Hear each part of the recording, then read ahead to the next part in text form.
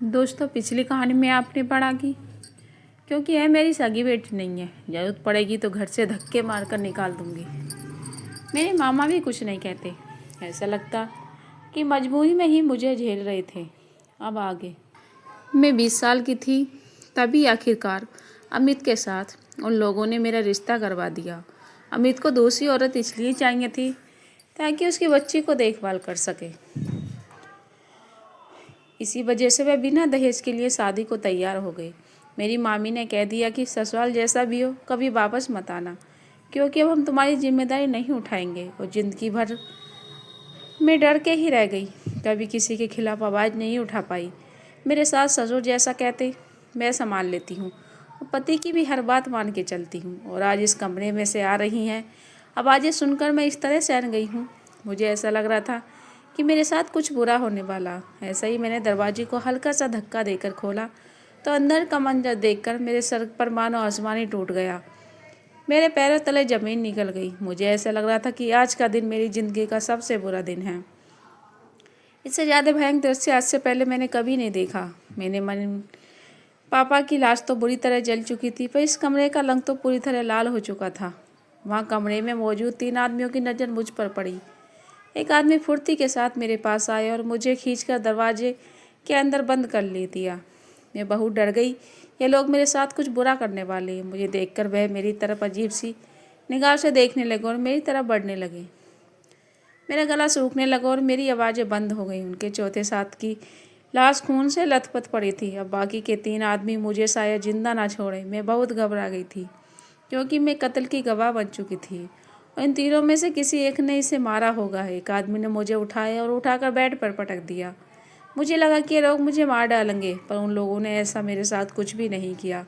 मैं अपनी जैकेट उतारने लगी और उसके बाद मेरे साथ जो भी हुआ, रात भर मेरी चीखें निकलती रहीं। जिंदगी भर में जिस चीज़ के लिए तरसती रही, आज वह चीज़ मुझे इन 3 अनजान आदमियों से मिल रही थी। वह भी मेरी मर्जी के खिलाफ। इन 3 कातिलों की एक एक लाश के सामने मेरे चेहरे का भाव बदलता जा रहा था। कभी डर के मारे में हिल नहीं रही थी और कभी मुझे अच्छा नहीं लग रहा था। दिल और दिमाग घबरा रहा था। कभी मुझे रोना आ रहा था और कभी मुझे दर्द भी हो रहा था। और कभी लगता कि मैं अपने आप के लिए बचाने के लिए कुछ करूं, पर मैं मजबूरन और बेबस बनकर ही रह गई।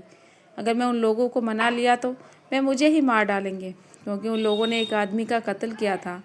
उन लोगों में से एक आदमी उठा और उससे लाश को एक कंबल में लपेट लिया और घर से बाहर निकालकर अपनी गाड़ी में छुपा दिया। फिर 2 आदमी कमरे को साफ करने लगे, खून के धब्बे को मिटाने लगे और तीसरा आदमी मेरे साथ था। वह मुझे संभालने लगा, क्योंकि मैं ही इकलौती गवाह थी। मुझे पता था इन लोगों ने क्या कांड किया। और जब वहाँ सब कुछ साफ सुथरा हो गया तो उन लोगों ने फिर से मेरे पास आए। मुझे लगा कि अगर मैं चिल्लाऊं तो शायद मेरा पति मुझे आकर बचाए, पर इन लोगों ने खून किया है। कहीं मुझे और मेरे पति को भी मार दिया तो? एक खून की सज़ा तो है, 3 खून की सज़ा भी वही मिलेगी।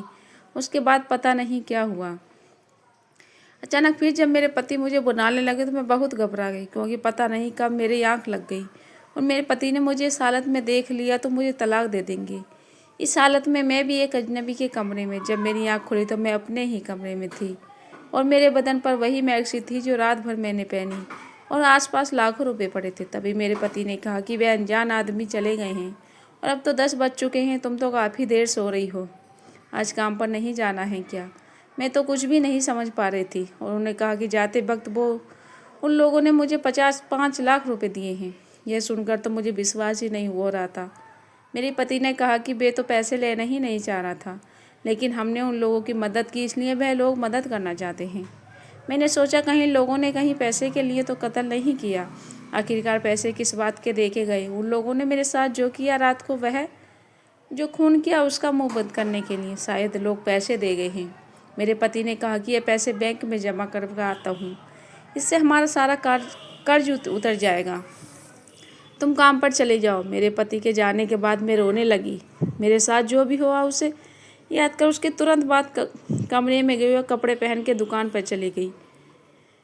कमरा साफ करने के लिए अलग अलग केमिकल खरीद कर ले आई। इसके बाद मैं दूसरे कमरे की अच्छी तरह से रगड़ रगड़ कर सफाई किया जहाँ खून के धब्बे थे। साथ ही में बैठकर चादर को भी अच्छे से धोया।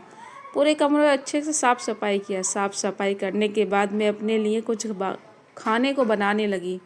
तभी मेरे पति आ चुके थे और मुझे कहा कि तुम अभी तक काम पर क्यों नहीं गई। मैंने कहा कि मेरी तबीयत ठीक नहीं है और मुझे तो चला भी नहीं जा रहा था। मेरे पूरे बदन में दर्द हो रहा था और अंदर में बहुत डरी हुई थी।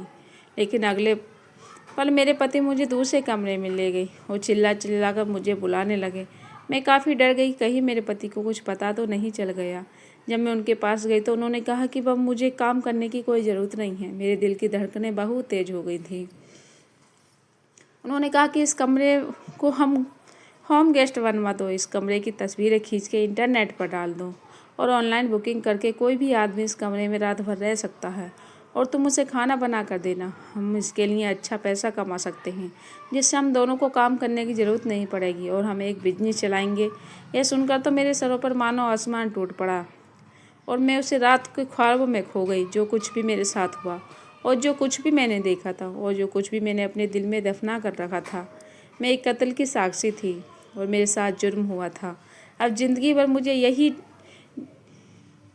डर से बितानी पड़ेगी, कहीं पुलिस ढूंढती हुई हमारे घर ना आ जाए। शायद मुझे पुलिस के पास जाकर सारी बातें बतानी चाहिए थीं, पर मेरे साथ जो भी हुआ वह अगर समाज को पता चल गया तो मैं कैसे जी पाऊँगी। शायद मरा हुआ आदमी इंसाफ का इंतज़ार कर रहा था, पर मेरे साथ भी तो नाइंसाफ़ी हुई थी। दोस्तों, कहानी कैसी लगी कमेंट बॉक्स में अपनी राय दें। वीडियो को लाइक, शेयर और चैनल को सब्सक्राइब करके बेल आइकन प्रेस कीजिए ताकि अगली वीडियो की नोटिफिकेशन आपको सबसे पहले